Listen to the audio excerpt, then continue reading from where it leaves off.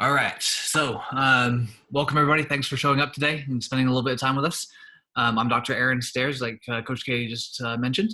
I am a performance physical therapist. So what that means is I am a physical therapist who specializes in helping athletes like yourselves optimize your performance through training, nutrition, and recovery. And so today, what we're going to do is go over a little bit of a presentation and give you guys a few ideas of some habits that you guys can pick up to become better soccer players. So, like Kay said, who's this person talking to you? Who am I? So, as I said, Dr. Aaron Stairs. I grew up in the DFW area. I played my club soccer at FC Dallas before coming to San Antonio for college to play at St. Mary's. After that, I got my doctorate in physical therapy at Incarnate Word, where I further went on to specialize in sports performance training. So that's kind of a little bit about my background. About 3 years ago, I opened up my own business called The Performance Republic, where we are a sports medicine and sports performance business. We do training, rehab, all the above. Any kind of facet of your training, we help you with that. So before we get started, there's a few resources I want to let you guys know about. So we do also run a podcast called the Soccer Doc Podcast, and we're going to kind of link some links to this so you can listen to those throughout the next few weeks when you have time at home. We also have a resource available to you guys for training called the Premier Soccer Performance Program, which is basically a free 4-week training program. You can go online and sign up for that. Get your parents to log you into it, and then we'll email them the program for you to follow along with. So just before we get into everything, just wanted to let you know that you have those resources available to you. So like I said, today we're going to be talking about building healthy habits. So there's 4 pillars of performance that we're going to go over. And within those pillars, there's going to be a few suggestions of things that you guys can start working on to get a little bit better at your sports. After that, we're going to go over a couple of barriers to performance, like injuries and things like that. So we get a little bit of injury prevention. And from there, sorry, I got to admit someone in here.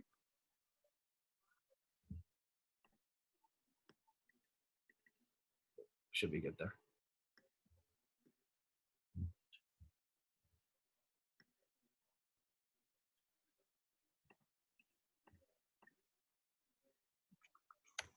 Okay, yep. So after we go through the habits here, we're going to go over a few barriers to that. So some injury prevention pieces, and then we're going to figure out what habit you need to work on. Okay, so the one thing that you're going to get out of this presentation is one habit that I want you to start working on for the next 2 to 3 weeks while you're at home to become a better athlete. Okay. So what are habits? Habits are your daily tasks and routines that make up your day. 80% of these are subconscious and they're on autopilot. Okay, so I want you to think about how many times a day do you think about breathing? How many times do you register all the smells that are coming your way or all the sounds that are around you, right? Our bodies block a lot of these things out. So we like to run on autopilot throughout our day. So that makes it kind of hard to change our habits if we're not aware of them. So half the battle is figuring out what your habits are and how to improve them. Okay. Now, when we talk about improving your habits, it's not about making these really big changes, doing 4 or 5 new different things all the time. It's really about getting 1% better every single day, right? Making one small, tiny change and then building on that small, tiny change every single day.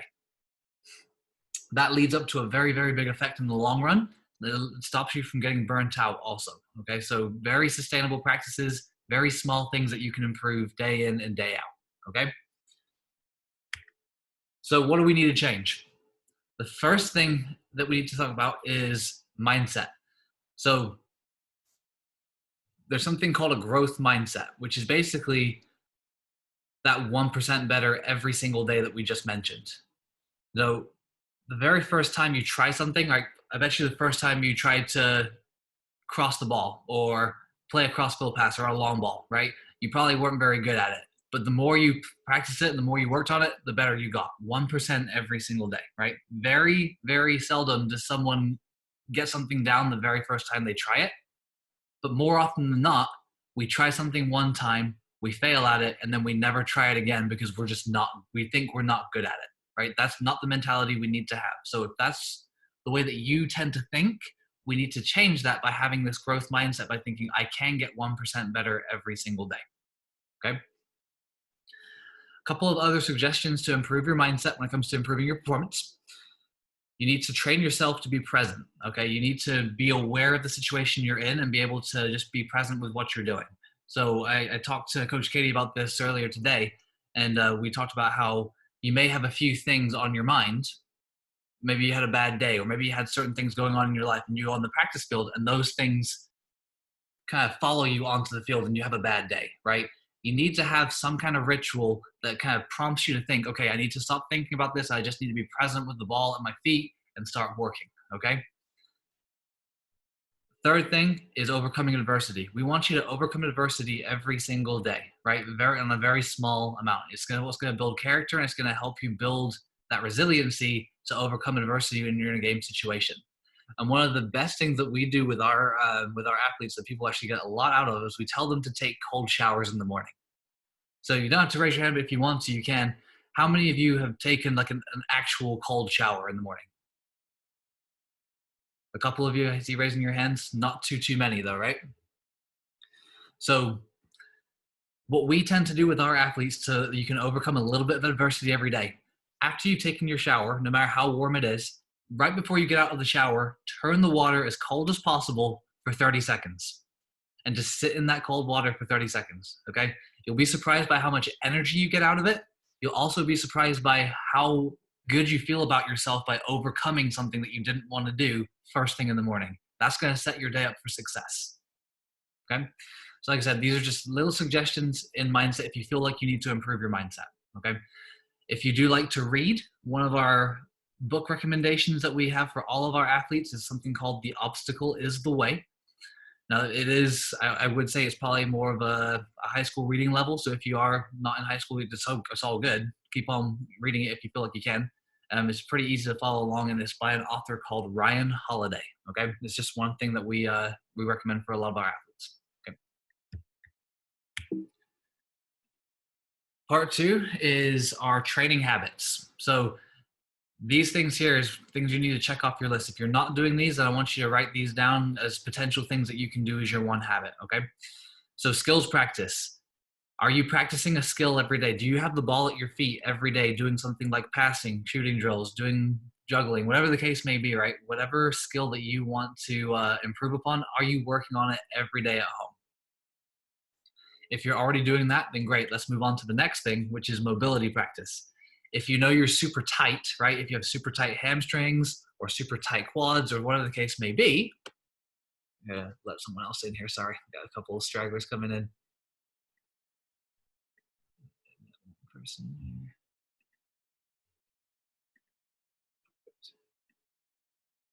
So yeah, if you have a tight muscle, if you have tight hamstrings, tight quads, you can't touch your toes, and you're not working on those things, that's a problem, right? That is the quickest way to improve your performance without any equipment at home, right? There's no point in loading you up with a bunch of weight or a bunch of advanced drills if you can't touch your toes. So if you know you're tight somewhere, make sure you're stretching it or make sure you're foam rolling it every single day.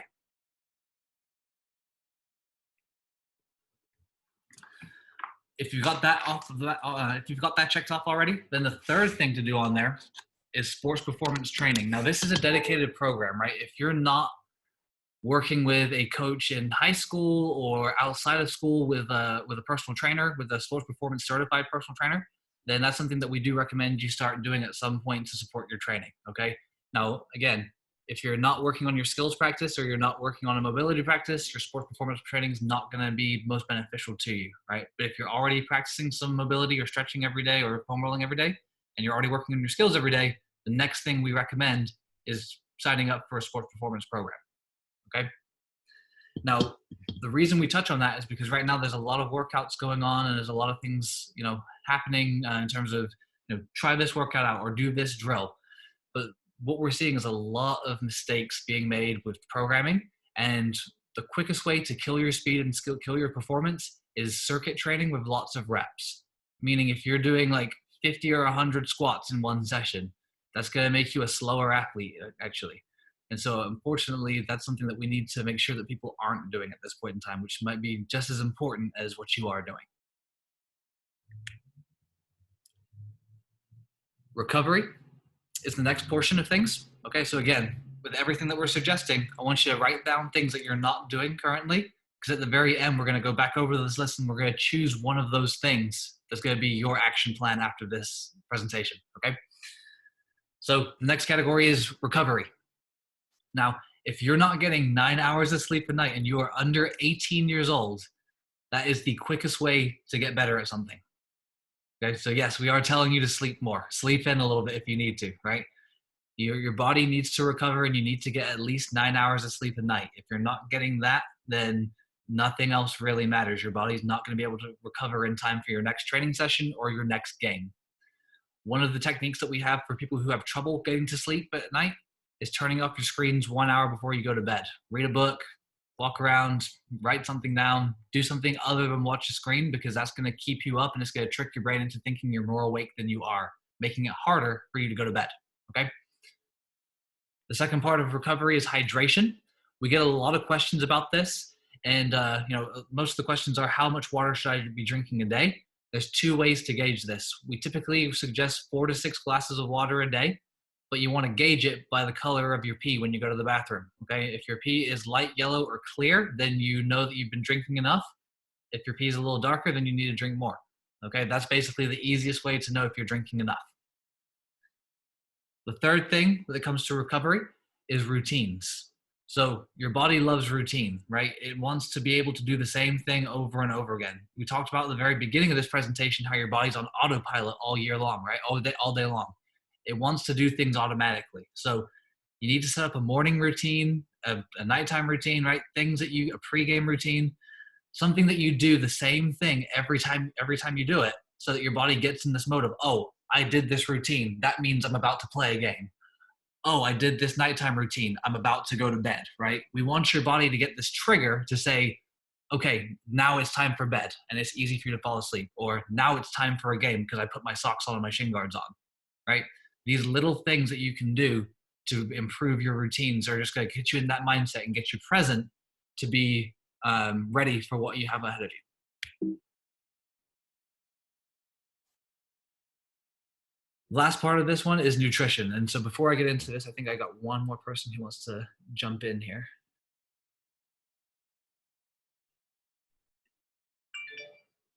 Add that person in here.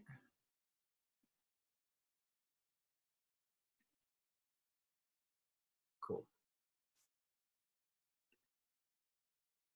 So nutrition, this is going to be the most comprehensive thing that I tell you today, okay?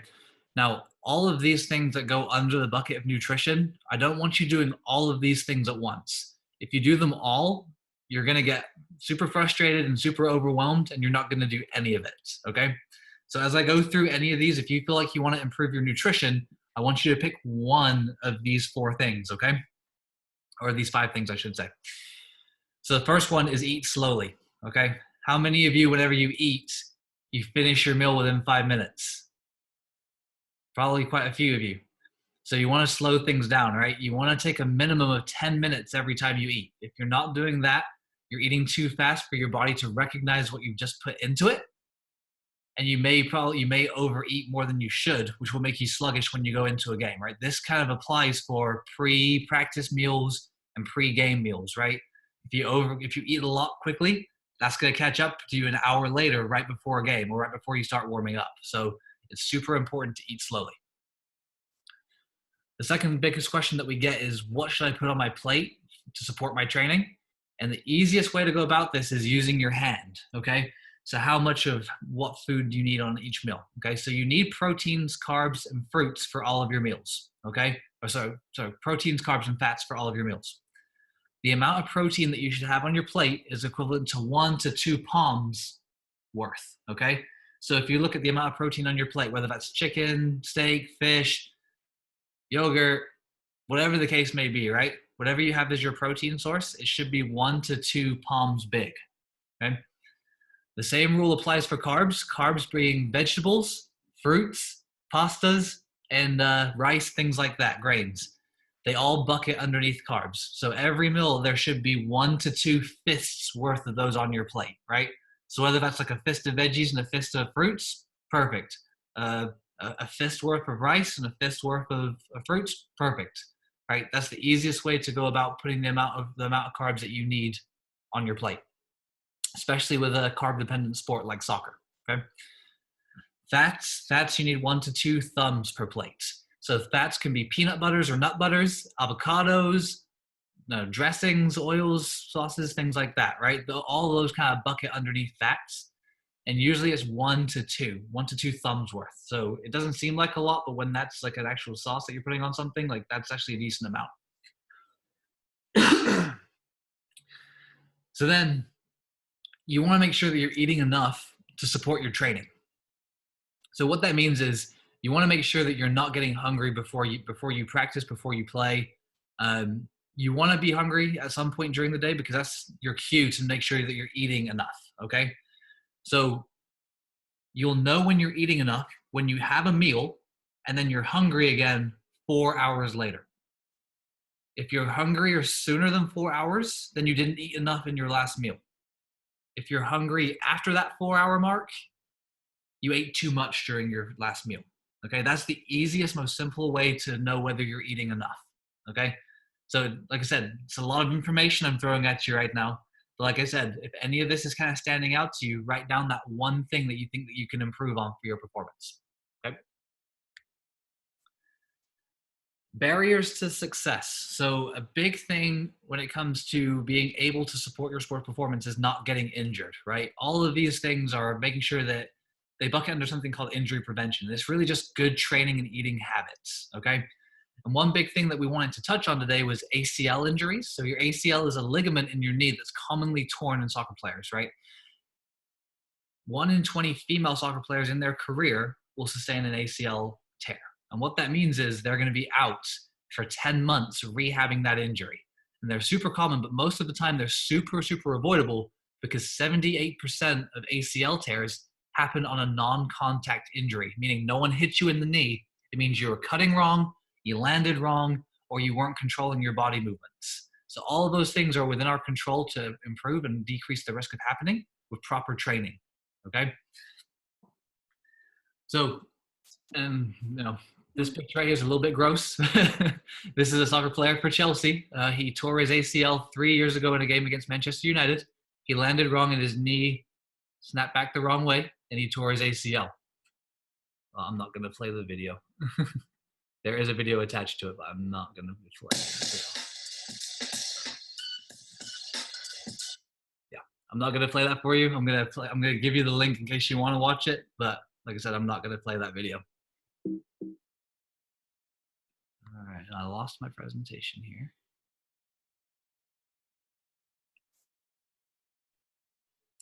Hang on a second.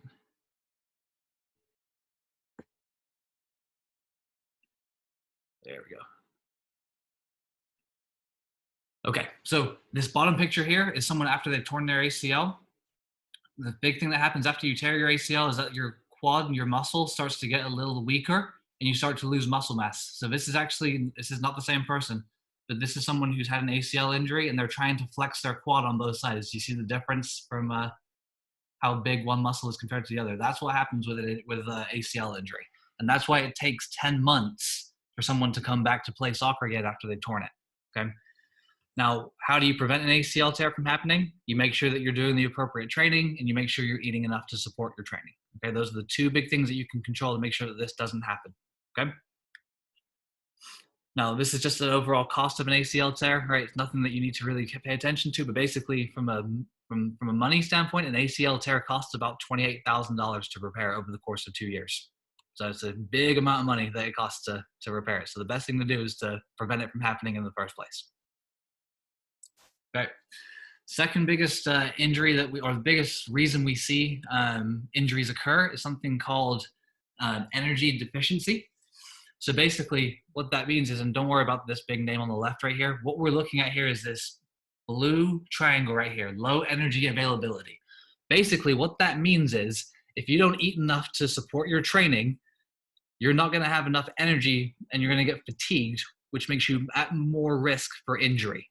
Okay. So in this study, there was about 500, I think, female soccer players that were surveyed. and 78% of them fell under the criteria of not eating enough, meaning that 78% of them were at an injury risk because of their nutrition habits. Okay, so that's why it's so important to eat the right things and eat enough of the right things. Because if you have low energy availability, you get more more risk for injury.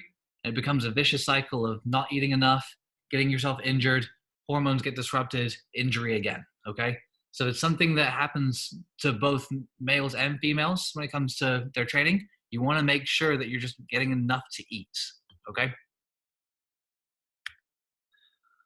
So let's circle all of this back together. How to optimize your performance and avoid those barriers to success in terms of injuries. You have that list of things that we just went through, right? All those different habits that you could potentially be working on.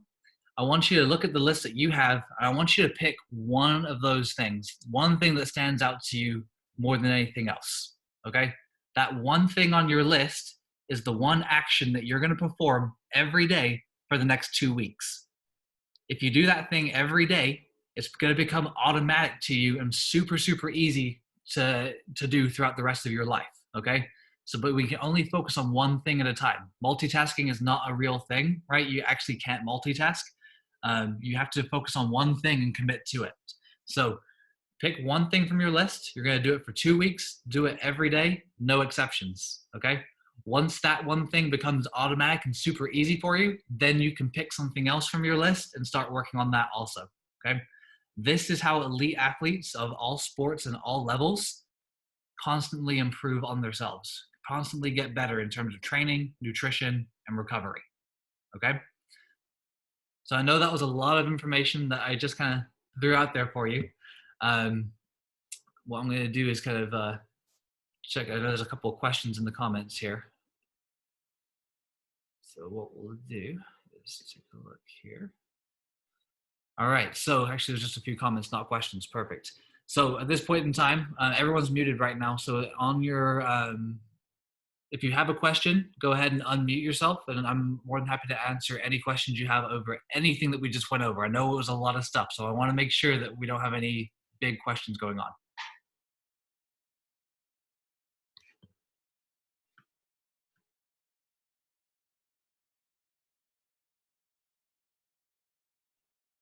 Any questions at all?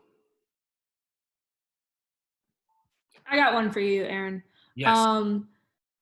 Do you have any specific tips on at-home exercises that players can be doing right now? Any tips for at-home exercises? Yeah. Yes, absolutely. If you want to make sure you're doing something every day, so like I said before the start of the presentation, we do have our 4-week program that we're opening up for free for everybody today. So we're going to give you the link to that. Basically, that's going to be, the most comprehensive program that you can do. There's not really one thing when it comes to a training program, right? You want to make sure there's a few different things that you need to include every day. And that's why we created that resource for free for everybody to be able to download that and start working on things and walk you through the process of training online. Because there's things that you can be doing while you're at home. You don't need any equipment. You just need body weight. They're easy exercises to learn and they're easy to perform, but they're, going to give you a really, really big benefit if you do them. And I'm also seeing a question down here from Pato. It says, is butter good for you when you eat it? So yeah, it's not bad for you. Butter falls under the fats category. So I have no problem with people eating butter at all.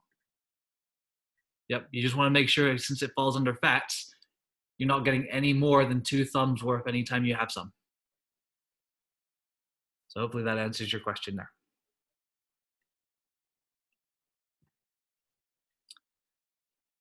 Anybody have any other questions for me at this point in time? And again, if you don't feel comfortable talking in front of everybody else, that's totally fine. You can contact me after this, message me. I'll give you all my contact information so you can call me or email me directly. Okay, guys? What's your take on stretching? Dynamic versus static? Yeah, it's a good question. So for stretching, you want to make sure that you're doing dynamic stretching before a workout. Okay, so research has shown over and over that if you do cold or static stretching, It's going to decrease your power by up to 30% for an hour after you stretch. That's why we don't stretch before we play games or we only do stretching afterwards.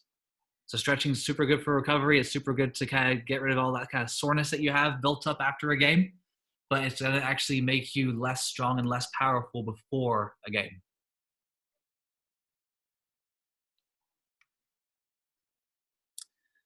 All right. Will the session be shared? We missed the first few slides. Yes, absolutely.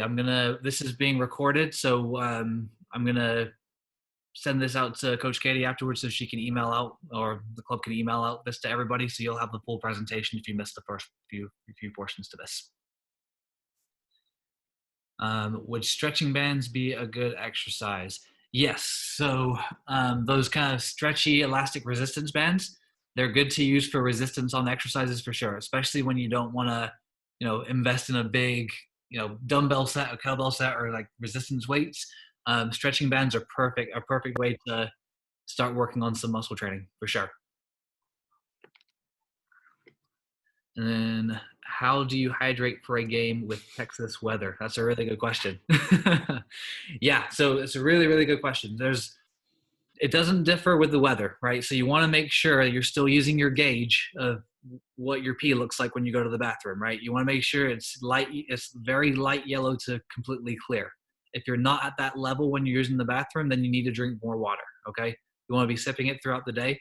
I would say on a game day, you want to have 2 water. So if you're talking about like electrolyte drinks like Gatorades and stuff like that, you want primarily water. But on like a game day or a practice day, you may want to do 1 Gatorade for every 2 waters that you have, if that makes sense. That's a good ratio to have, right? You always want to have more water than you do electrolytes. So probably 1 Gatorade, then you need 2 glasses of water with it throughout the day to make sure you're having the appropriate amount.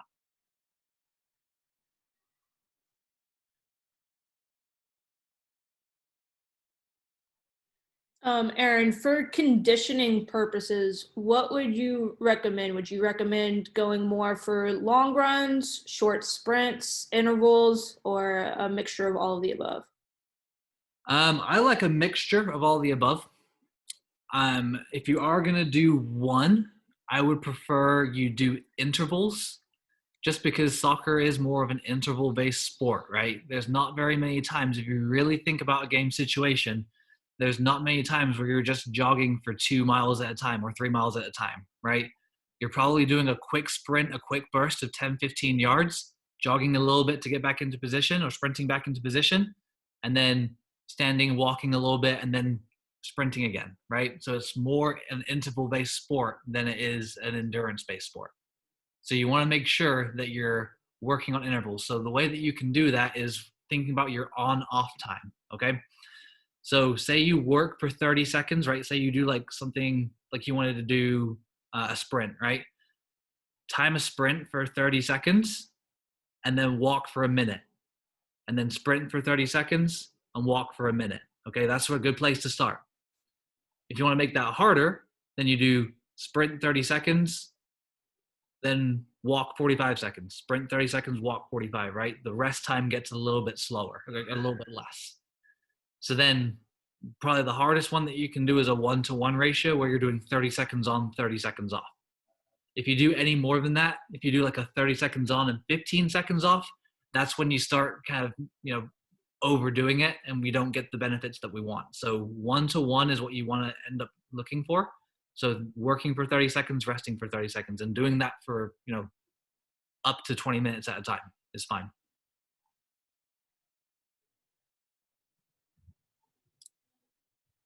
So we got a question here. How long should your recovery session be after a game? It's a good question. Everyone's going to be a little bit different, right? Everyone gets tight in different places.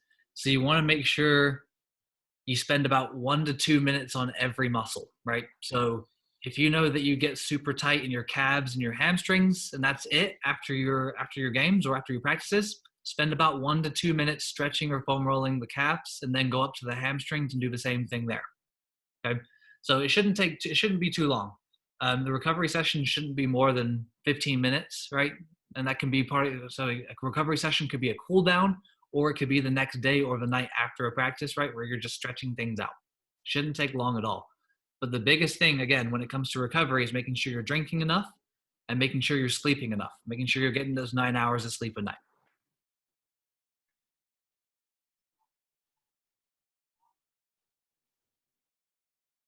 Awesome. Any other questions here? Or are we good?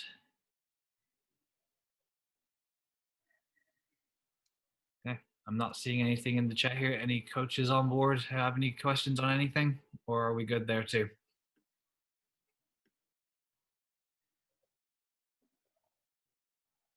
Okay. I'm good. Perfect.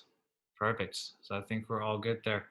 Awesome, guys. Well, hopefully you got something out of this, right? The big thing, I know there's a lot of information that we went over, but the big thing is exposing you to a lot of different things so that you can pick one or two things that you know that you need to work on, and that you have a strategy to start working and do one little task every day to make yourself a little bit better. That's all you have to do. 1% every day, and that's how you become a better athlete year after year after year.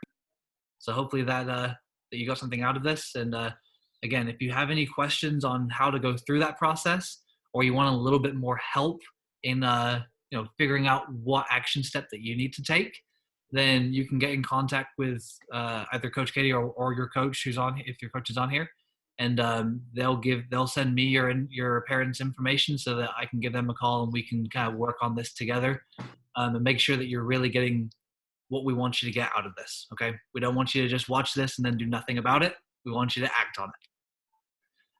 So again, I have a few. I'm gonna post the link here for our program, our 4-week online program. Let me just grab the link here for you. Let's see. And you sent that link to me already, right? Yes, I sent that link to you. So Okay. you can send that an email also, so everybody has that and they can get access to the training program, so they can do that every day from home. That's probably the best thing to do. Let's see here, to everyone. Okay, so there's the link to that. Just make sure if you're signing up for it, you make sure that your parents are with you signing up for it, right? We're not just going on there by yourself, right? Get them to help you download that, and then that way we can get you working on a program and making sure you know what to do. Okay, so make sure that before you start this, we're working with your parents also to make sure that they know what you're doing. All right, we don't want you just going off by yourself and doing this. Any other anything else at this point in time? I think that pretty much covered it. Cool. Well, again, like I said, if y'all want to get in contact with me at all to kind of go through this process, my email is aaron@theperformancerepublic.com. I'm going to type that into the chat here for you. And then our clinic number, if you want to just get us by phone, is 210-338-0073. Okay, so all of that contact information is on there. If you have any questions about anything that we went over, or you have any questions about training, nutrition, or just sports performance in general, let us know. That's what we specialize in, and we're here to help anybody who has a question. Okay, so feel free to use that anytime. Sign up for your training program, and then if you do sign up for it, before you get the program, I'm going to give you a call to make sure I go over it with you before you start it. Okay. Cool. So thanks again, guys. I'm going to pass it back over to Coach Katie real quick, just to close things out in case she has any last comments to give to y'all. But other than that, thanks again. Awesome, Aaron. Thank you very, very much for doing this for us. Like Aaron said, we'll get everything. We'll get the link. We'll get his contact information all compiled into one email and send it out to your parents. Make sure you guys are on board with them as well. All right. Don't like Aaron said, don't just go off and do it on your own. We have to have accountability. Your parents got to make sure that they're knowing what you're doing as well. If you need anything from me, feel free to reach out to me via email, or if your parents have my number, they're more than happy to contact me via that. But keep working, you guys. I know we all miss each other. We all miss being at the fields, but put in the work now. That way, by the time we get back out there, you're able to just jump right into everything.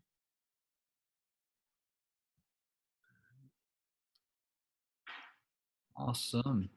Well, again, thank you guys. So you got all the information there. You'll get an email later today or probably tomorrow at some point in the next 24 hours about with all that contact information.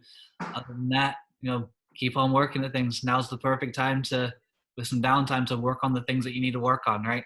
If you need to get better at your skills, get better at your skills. If you need to get a little fitter with some programming, right? There's things that you can do. There's no excuses at this point in time as to not getting better. So we're here to help. Thank you again for hanging out with me today. And again, for people who came and jumped in a little bit late, we'll have the recording on the email for you also, so you can go back and watch this anytime and get all the information you need. So I'm going to end the meeting here. Enjoy the rest of y'all's day. We'll talk to y'all soon. Sounds good. Thanks, Aaron. Thank you. Bye. Bye, guys. Adios.